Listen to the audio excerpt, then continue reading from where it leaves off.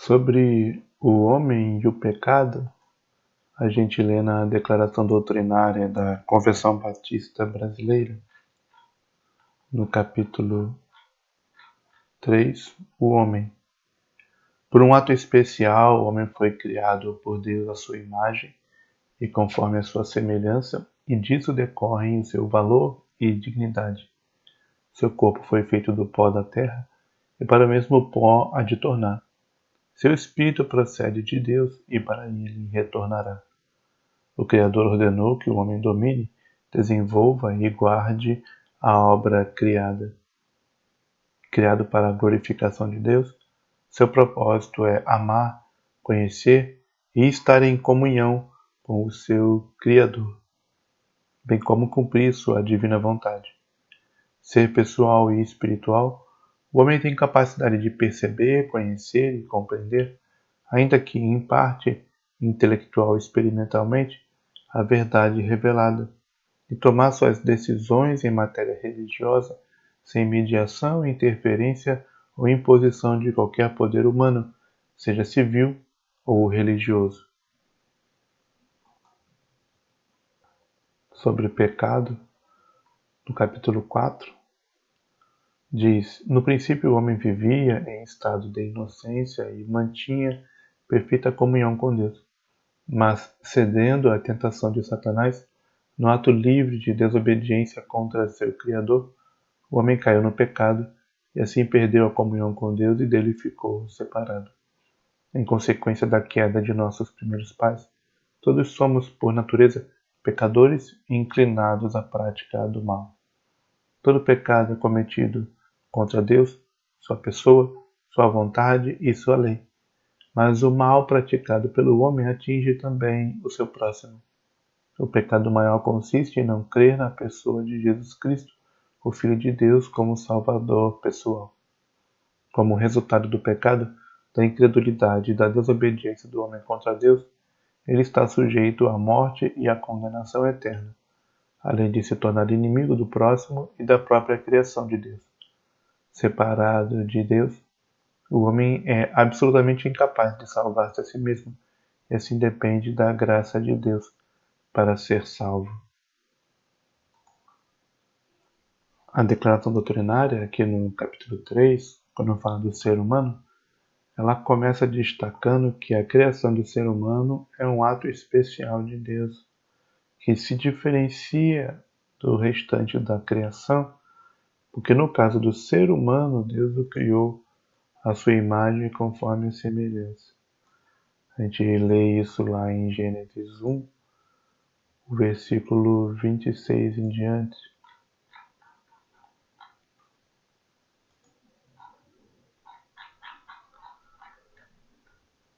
Disse Deus: façamos o homem à nossa imagem, conforme a nossa semelhança, e domine sobre os peixes do mar e sobre as aves do céu, sobre o gado, sobre toda a terra, sobre todo réptil que se move sobre a terra.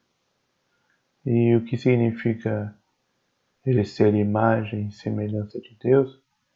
É que ele seria o representante de Deus no mundo, o governante da criação em nome de Deus.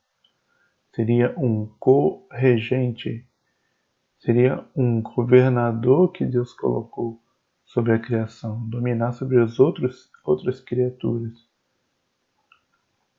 Isso é ele ser uma imagem de Deus. Na Bíblia, Deus reclama muito contra a idolatria, porque os ídolos, as estátuas, elas representam muito mal, muito pobremente quem Deus seria. Porque o Deus da Bíblia é um Deus vivo.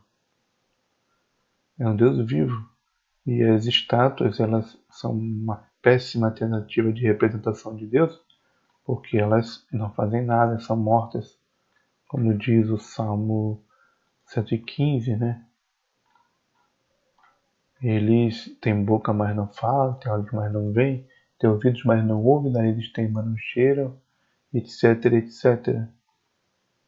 E o propósito original de Deus com o ser humano é que ele fosse uma imagem fiel de Deus no mundo, que é um ser com um conhecimento, uma capacidade, uma inteligência, um raciocínio, uma espiritualidade, um ser superior às demais criaturas de Deus, os animais e as plantas, e governasse em nome de Deus.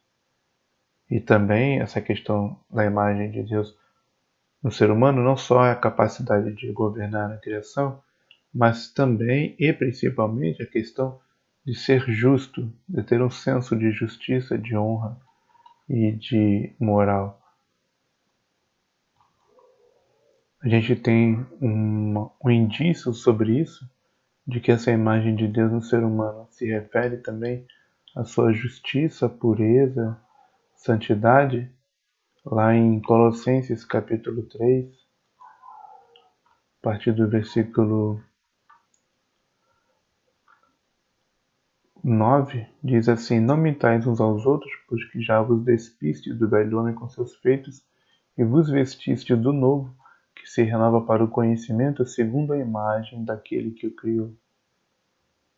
Quando fala aqui, Colossenses 3,10, que o ser humano redimido, ele está caminhando para a imagem de Deus, e logo depois dele ter falado, né, contra os efeitos e as manifestações do pecado nele, a ira, a cólera, a malícia, a maledicência, palavras torpes, mentiras, né? Ele está dizendo que essa imagem de Deus tem essa característica de ser feita de justiça e santidade. Inclusive, um texto paralelo a Colossenses 3, que é Efésios 4, também vai caminhar nesta direção, para dar esse sentido à imagem de Deus. Lá no versículo 22, quanto ao trato passado vos despojeis do velho homem, que se corrompe pelas concupiscências do engano, e vos renoveis no espírito da vossa mente, e vos revistais do novo homem que, segundo Deus, é criado em verdadeira justiça e santidade. E a gente entende que, tendo havido a queda, um dos efeitos da salvação de Deus é trazer o ser humano de volta para o seu propósito original, que era ele ser um ser de verdadeira justiça e santidade, caracterizado por ter verdadeira justiça e santidade. Então, isso é também a imagem de Deus no ser humano, a justiça e a santidade que ele tinha originalmente. E na salvação isso será restaurado. O efeito final da salvação é restaurar os salvos aquilo que Adão deveria ter sido. Sobre a constituição do ser humano, do que ele é feito, a gente lê em Eclesiastes 12 que ele é feito de duas partes. Uma parte que volta para a terra quando morre, que é o corpo, e outra parte que vai para Deus quando este ser humano morre. Eclesiastes 12, o versículo 7. O pó volte à terra como era, e o espírito volte a Deus que o deu. A pessoa morre e o seu espírito vai a Deus. E aí Deus a coloca num lugar correspondente à relação dela com Deus. Se ela em vida se reconciliou com Deus por meio de Jesus Cristo, ela irá para um lugar de descanso. Se ela não se reconciliou com Deus por meio de Jesus Cristo, como diz João 3, a ira de Deus sobre ela permanece. Então ela volta para Deus a colocar no lugar que lhe é devido, que conforme o seu caminho de reconciliação ou de rebeldia neste mundo, se ela aceitou a salvação ou não aceitou a salvação. Outro texto que confirma esta constituição do ser humano em um corpo que perece e um espírito, uma alma que permanece mesmo após a morte, é Mateus 10. versículo 28. Não temais os que matam o corpo e não podem matar a alma. Temem antes aquele que pode fazer perecer no inferno a alma e o corpo. Então, se um ser humano me mata, ele não consegue matar a minha alma. Esse texto é bem claro aqui em dizer que a alma sobrevive à morte. A morte, na verdade, é a alma sair do corpo. E realmente essa doutrina, que ela tem muitos questionamentos, né, de quem crê que o ser humano é apenas um corpo vivo, ela é bem confirmada no Novo Testamento. Filipenses 1, por exemplo, ele diz no versículo 21, para mim, viver é Cristo e morrer é ganho. No 23, de ambos os lados estou em aperto, tendo desejo de partir e estar com Cristo, porque isto é ainda muito melhor. Mas julgo mais necessário, por amor de vós, ficar na carne. Filipenses 1, 23 e 21, 23 e 24, ele diz então claramente que Paulo morrer é um ganho, porque ao morrer ele vai partir e estar com Cristo. Isso não é um sono no corpo, um sono da alma, porque ele está com Cristo e para ele isso seria muito melhor do que estar neste mundo, do que permanecer na carne. Então, essa descrição aqui da morte como partir, a alma sair do corpo para estar com Cristo, no caso de Paulo, por ser um salvo por Jesus Cristo, ela confirma então que o ser humano é, na verdade, dicotômico. Tem duas partes, uma parte que é mortal, é física, é destruída, é decomposta quando acontece a morte, e outra parte que sobrevive à morte. Sobre esse assunto, a gente tem também a história que Jesus contou em Lucas 16, do rico e Lázaro, a partir do versículo 19. O rico e o Lázaro morreram, ambos morreram, né? E a consciência deles sobrevive em algum lugar, em destinos diferentes.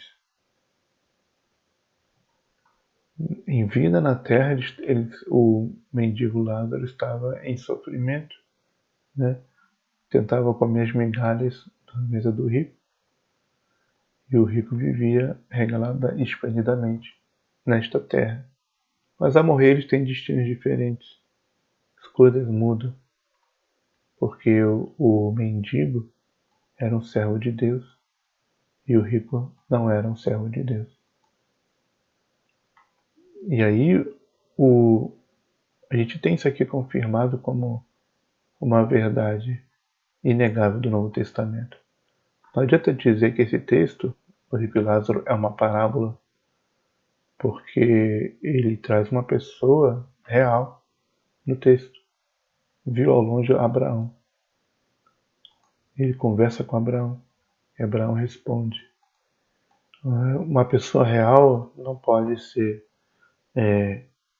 objeto de uma parábola. Se Jesus dissesse que Abraão falou essas frases aqui, mas Abraão nunca falou essas frases, então Jesus está mentindo, porque Abraão é uma pessoa real. Certo? Não existe história fictícia com pessoa real. História fictícia com pessoa real é uma mentira. Então esse texto de Lucas 16, do 19 ao 34, ao 31, é uma história real que aconteceu com duas pessoas que morreram.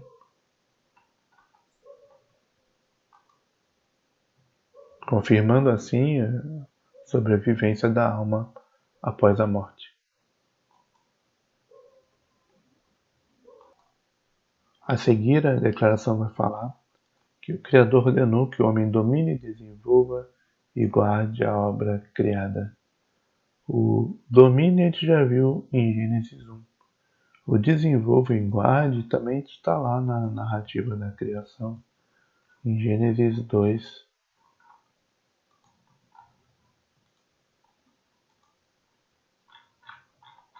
que no versículo 15, tomou o Senhor o homem e o pôs no jardim do Éden, para o lavrar e o guardar. Então, o propósito de Deus criar o ser humano é que o ser humano também trabalhasse na criação, né? O trabalho não é um castigo do pecado. O trabalho faz parte do propósito da existência do ser humano na criação.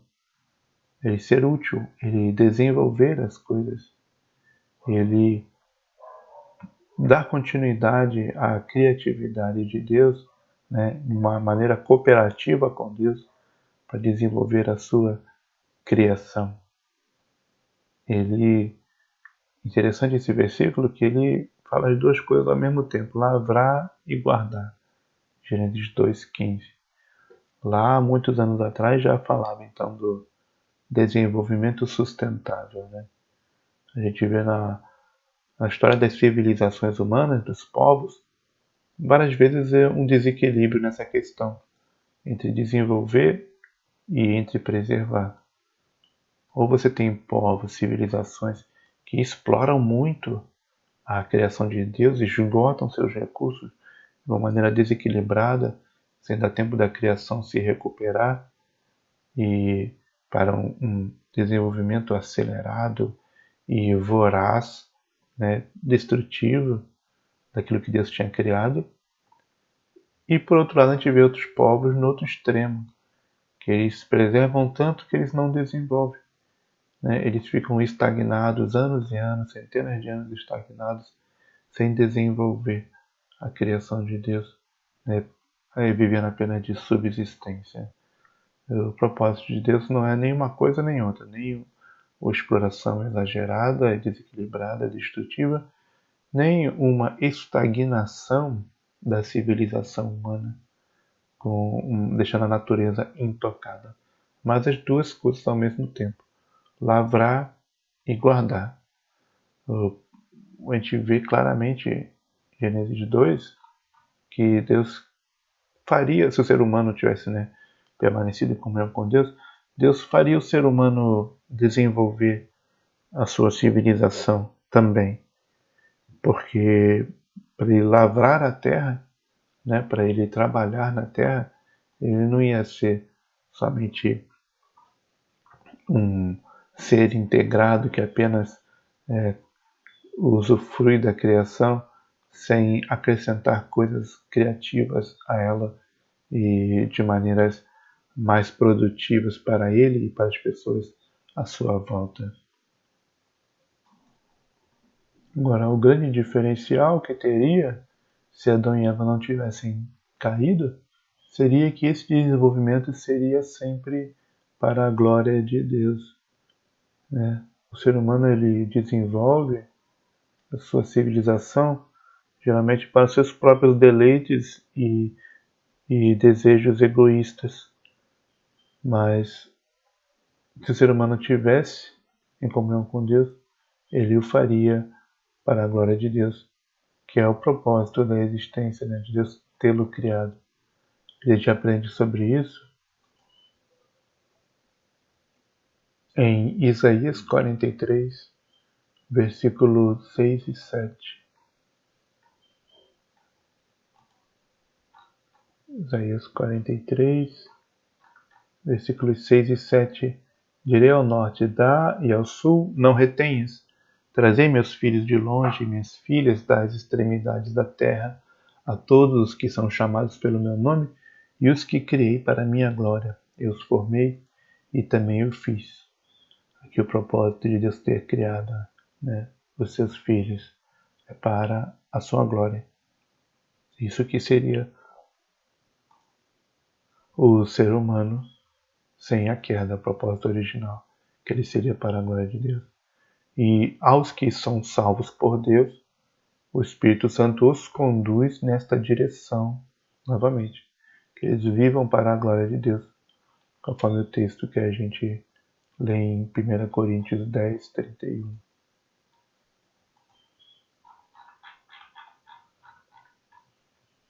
Portanto, quer comais, quer bebais ou façais qualquer outra coisa, fazei tudo para a glória de Deus. Então tudo que o ser humano estiver fazendo neste mundo deve ser para a glória de Deus.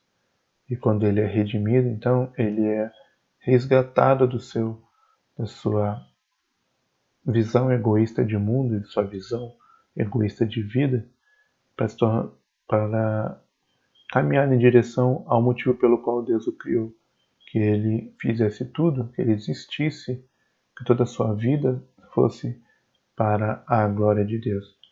Quando ele é salvo, ele é capacitado pelo Espírito Santo a caminhar nessa direção. Nesta obra de restauração, Deus há de trazer o ser humano de volta à comunhão que ele tinha, ou que ele pretendia ter originalmente. A gente vê de relance lá em Gênesis 3 que Deus tinha um hábito de andar com o seu povo, andar com Adão e Eva em certo horário do dia. Ouviram a voz do Senhor que passeava no jardim pela viração do dia. Então, todos os dias, quando estava entardecendo, Deus tinha o costume de se encontrar com Adão e Eva antes deles pecarem, que a gente aprende aqui de relance em Gênesis 3:8. Mas o pecado arruinou essa comunhão do ser humano com Deus. E a salvação há de restaurar esta comunhão, conforme a gente lê em Apocalipse 21, versículos 3 em diante. Havia uma grande voz do céu que dizia: Eis aqui o tabernáculo de Deus, está com os homens, pois com eles habitará. Eles serão seu povo, e o mesmo Deus estará com eles e será o seu Deus. E Deus limpará de seus olhos toda a lágrima, e não haverá mais morte, nem pranto, nem clamor, nem dor, porque já as primeiras coisas são passadas. E a gente vê o propósito de Deus retornar, né, à comunhão que ele tinha no Jardim do Éden com o seu povo, pois ele habitará novamente com o seu povo. E Deus estará com eles. Né? Deus se fará continuamente presente no meio do seu povo e lhes dará felicidade, não havendo morte, nem pranto, nem clamor, nem dor. Né? Tudo isso aqui que não existia no paraíso antes de Adão e Eva pecarem, será restaurado na nova criação para com os que foram reconciliados com Deus. Sobre pecado, a gente começa com a definição bíblica de pecado, que está lá em 1 João, no capítulo 3, versículo 4. Qualquer que pratica o pecado também transgride a lei, porque o pecado é a transgressão da lei. Ou seja, o pecado é tudo aquilo que se desvia do propósito de Deus ao ser humano, que ele lhe revelou por meio de mandamentos para regularem a sua vida. O pecado específico de Adão e Eva lá no Éden foi transgredir um único mandamento específico que Deus tinha dado. Em Gênesis 2, ele fala que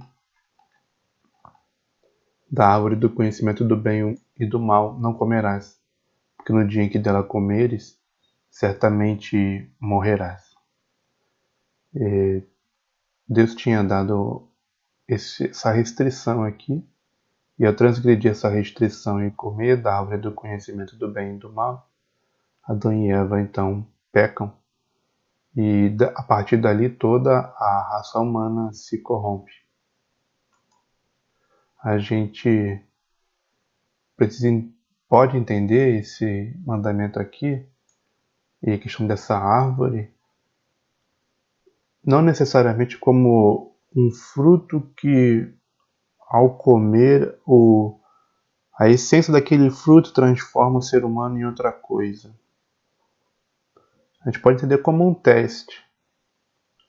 O fruto ser uma fruta normal, a árvore ser uma árvore normal, mas um teste de se submeter à soberania de Deus, em Deus ter o direito e a prerrogativa ser somente de Deus de definir o que é o bem e o que é o mal.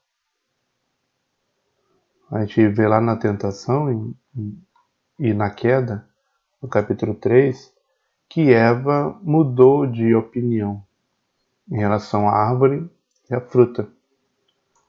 Após a tentação da serpente, após ceder essa tentação, Eva viu que a árvore era boa para se comer, agradável aos olhos, árvore desejável para dar entendimento, tomou do seu fruto e comeu, e deu ao seu marido, ele também comeu com ela. Então Deus disse que era uma coisa ruim comer aquele fruto. Mas a mulher e Adão, que concordou com ela, pensaram diferente de Deus. Mudaram a sua opinião sobre o que é o bem e o mal. Deus disse: é um mal comer este fruto. E Adão e Eva tomaram sobre si a prerrogativa de definir o que é o bom e o que é o bem, e pegaram o fruto, dizendo que comer aquele fruto era uma coisa boa. Então, a árvore do conhecimento do bem e do mal, ela ao mesmo tempo, ao mesmo tempo que você obedece ou desobedece ao mandamento sobre aquela árvore, você está se submetendo ou não se submetendo à palavra de Deus sobre aquela árvore e aquele fruto. E aí está a raiz de toda a transgressão, de todo o pecado. É eu ter uma opinião diferente de Deus sobre o que é bom para mim e o que é mal para mim. Quando você está pecando, você decide fazer alguma coisa que você achou que era bom você fazer. Você achou que você devia fazer. E aí, quando essa sua opinião discorda da opinião de Deus, você chama de bem aquilo que Deus chama de mal. E chama de mal aquilo que Deus chama de bem. Você então pecou e transgrediu o mandamento de Deus. E sendo Adão o cabeça da humanidade, ao ele cair, toda a humanidade cai com ele. Como se fosse o piloto do avião. Se o piloto do avião erra de uma maneira grosseira que faz o avião cair, todos os passageiros caem com ele. Como se fosse o comandante de um navio. Se ele erra de uma maneira grosseira e faz o navio bater numa rocha e o casco se abre, o navio começa a afundar, todas as pessoas que estão dentro daquele navio vão sofrer com ele. O juízo veio de uma só ofensa para a condenação, porque Adão é o cabeça da humanidade. Todos os seres humanos nascem debaixo da liderança de Adão, por ele ser a raiz da raça humana. Por um homem, então, entrou o pecado no mundo, e pelo pecado a morte.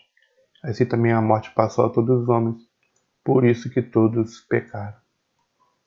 Não somente como uma maldição de culpabilidade que está sobre a humanidade, mas realmente também uma corrupção da natureza humana a partir daquele momento. A morte passou a todos os homens, não só no sentido de que eles morrem como castigo do pecado, mas a morte no sentido de corrupção passou a todos os homens, assim, a partir do momento em que por um homem, por Adão, entrou o pecado no mundo. A gente lê lá em Gênesis um testemunho sobre essa maldade humana. Gênesis capítulo 8. Deus fala no versículo 21, a imaginação do coração do homem é má desde a sua meninice. Então, de dentro, a fonte dele, a essência da sua mente, da sua pessoa, ela está corrompida. Porque é desde criança que ele é mau. Não é uma coisa que ele recebe apenas pela cultura ou por ter aprendido o mal pelos seus pais ou pelos que o criaram, ou pelas pessoas à sua volta. Ele, por dentro, ele é mau. O coração se tornou mau de todo ser humano. Jesus testemunha sobre isso. Marcos 7,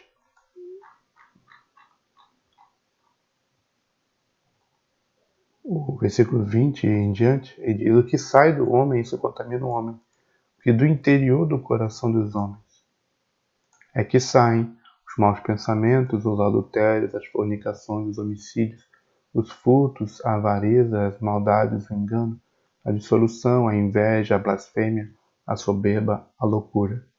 Todos estes males procedem de dentro e contaminam o homem. Então, é de dentro dele que vem. O homem não pode botar a culpa na criação que ele teve, ou influência do diabo de fora, né? Influenciando ele para o mal, embora a criação, a sociedade, a cultura onde ele foi criado influenciam sim, empurram ele para o mal, e a influência do diabo, dos demônios, influenciam sim, empurram para o mal, mas a essência está lá. Os males procedem de dentro, porque o coração do ser humano é mau. Desde que Adão e Eva pecaram, a natureza humana em si se corrompeu. E todos pecam naturalmente. O natural do ser humano é pecar. Os males, os pecados procedem de dentro do seu coração. Ele naturalmente é contrário à lei de Deus. Uma questão que pode ser colocada é: que lei era esta desde a criação do homem? Além da lei específica de não comer o fruto da árvore da vida, nós podemos perguntar onde estão as outras leis, né? E quando que Deus as revelou? O fato é que a gente não tem lá no livro de Gênesis revelado como as leis de Deus, os mandamentos morais, foram comunicados ao ser humano. Se Deus os comunicou especificamente a Adão. A gente tem suposições, tem especulações. Uma especulação que é feita, que foi feita pelos teólogos puritanos, é que a lei de Deus, a lei universal de Deus, a lei que Deus deu desde o Jardim do Éden, seria os 10 mandamentos. E aí então os 10 mandamentos seria uma lei universal de Deus para toda a humanidade. Ele, lá em Romanos 2, Paulo fala que existe uma lei de Deus, ou um senso moral que Deus colocou em todas as pessoas, inclusive nos gentios que não conheciam a palavra de Deus, nem a revelação dada ao povo de Israel. Romanos 2,14: os gentios que não têm lei fazem naturalmente as coisas da lei. E com isso eles mostram a obra da lei escrita em seus corações, testificando juntamente a sua consciência e seus pensamentos, quer acusando-os, quer defendendo-os. E qual o conteúdo dessa obra da lei que foi escrita no coração de toda a humanidade? Existe essa teoria dos teólogos do puritanismo evangélico, que seria os 10 mandamentos, mas eu discordo dessa teoria. Eu discordo. Eu acho que os 10 mandamentos é muito detalhado para ser uma obra da consciência de toda a humanidade, uma obra da lei escrita na consciência de todos os seres humanos de todos os tempos. É muito detalhado os 10 mandamentos. Eu preciso de um parâmetro mais simples. Inclusive, a gente tem contradições na própria Bíblia negando que alguns dos mandamentos do Decálogo fossem conhecidos por toda a humanidade. Por exemplo, a gente tem o terceiro mandamento, lá em Êxodo 20, versículo 7, não tomarás o nome do Senhor teu Deus em vão. Esse mandamento aqui dependeria de eu conhecer o nome do Senhor. Esse aqui não pode ser um mandamento universal desde Adão. O próprio texto de Êxodo, ele fala lá no capítulo 6 que Deus não se revelou pelo seu nome a Abraão, Isaque e Jacó quando ele estava se revelando a Moisés.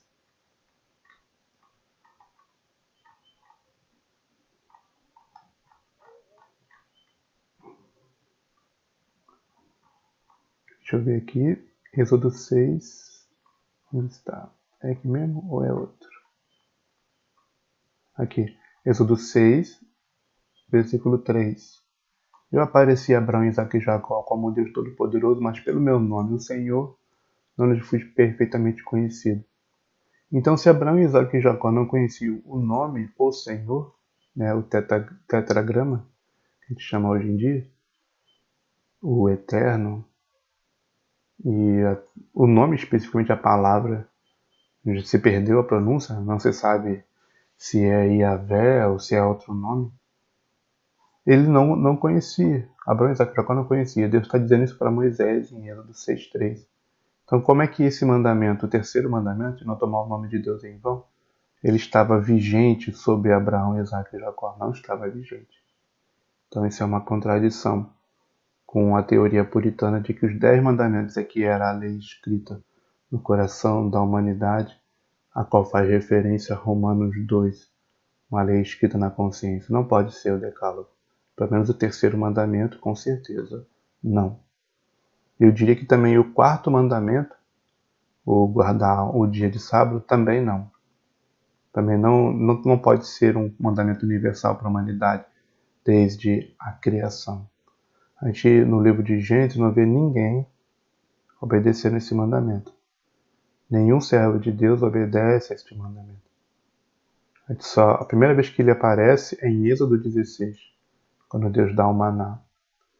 Inclusive, Deus fala para Adão, capítulo 3, que ele iria trabalhar todos os dias da sua vida.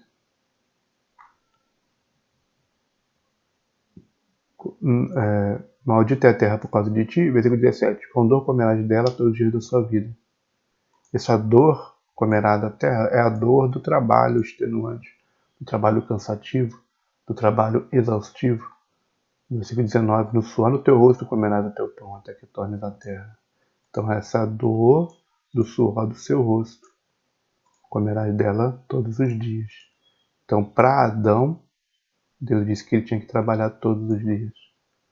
O descanso só veio lá, quando Deus tira o povo do Egito e começa a revelar um dia de descanso, um dia por semana, lá em Êxodo 16. É verdade que Gênesis 2 faz referência a esse dia, que Deus abençoou e santificou, mas isso aqui eu tenho que entender que Gênesis 2 ele é escrito depois, temporalmente, da revelação que aconteceu no Sinai, em Êxodo 20.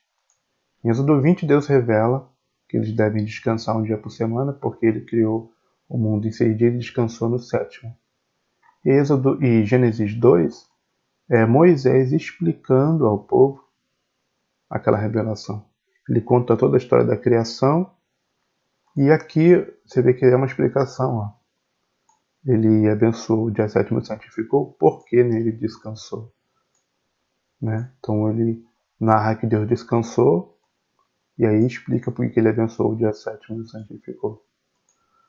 Na revelação que Deus fez no Monte Sinai.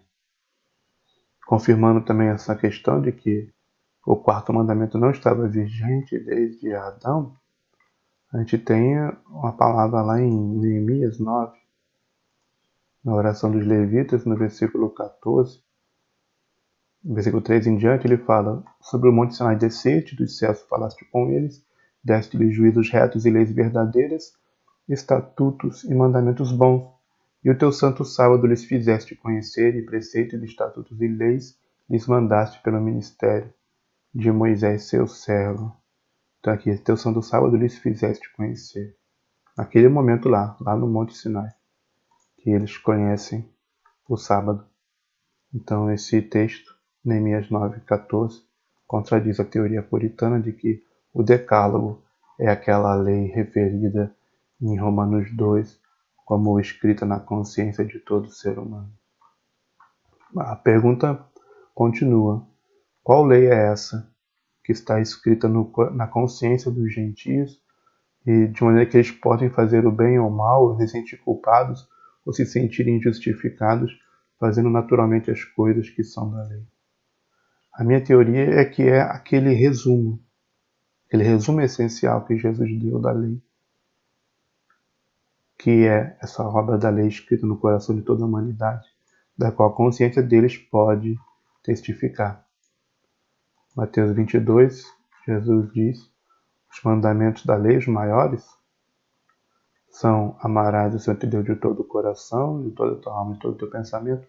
Este é o primeiro e grande mandamento, e o segundo semelhante a este é: amarás o teu próximo como a ti mesmo. E, versículo 40, destes dois mandamentos dependem toda a lei e os profetas. Então aqui, Mateus 22:40, eu posso entender que Jesus está falando que o fundamento de tudo que Deus ordenou o primeiro é o mandamento de amar a Deus de todo o coração, e o segundo de amar ao próximo como a si mesmo. Nesses dois mandamentos essenciais, sim, eles são simples o suficiente para estarem escritos na consciência e na intuição de todo ser humano, de toda cultura, de todos os tempos, para ele se sentir errado toda vez que ele não está amando a Deus de todo o coração, toda vez que ele não está amando ao próximo como a si mesmo. Todo ser humano, de toda a cultura, de todos os tempos, independente se ele conhece ou não as escrituras sagradas, ele pode ter essas coisas no seu coração. É possível que seja essa lei a qual Paulo está se referindo lá em Romanos 2, que julga eles e pela qual eles se sentem culpados. Lá em Romanos 1, Paulo diz que eles sabem que Deus existe. Pela criação, toda a humanidade sabe intuitivamente que Deus existe. A sua existência, a existência de um Deus e o seu poder,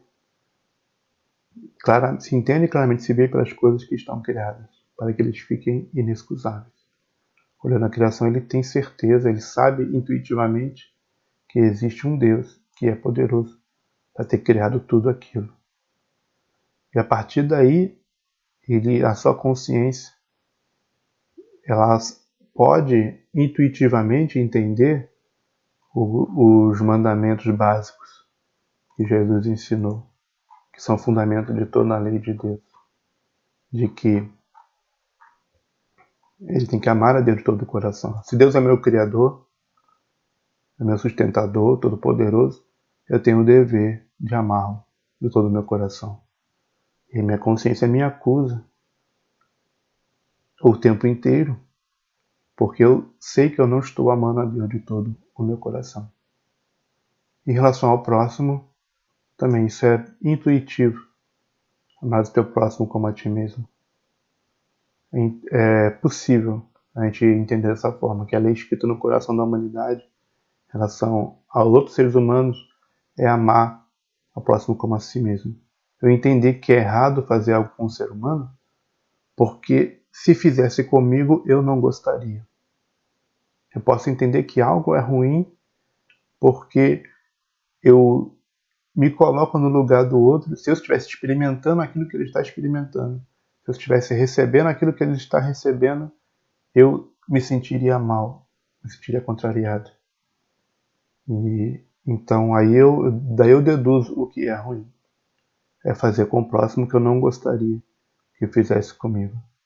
Essa, portanto, deve ser a lei escrita no coração de toda a humanidade, que está referida em Romanos 2, e pela qual todo ser humano se sente culpado pela sua consciência. Ele sabe que é pecador, porque ele não ama Deus de todo o coração, ele não ama o próximo como a si mesmo, ele nem sempre está tratando o próximo como ele gostaria de ser tratado, ele continuamente não está servindo a Deus como ele deveria, por Deus ser quem Deus é.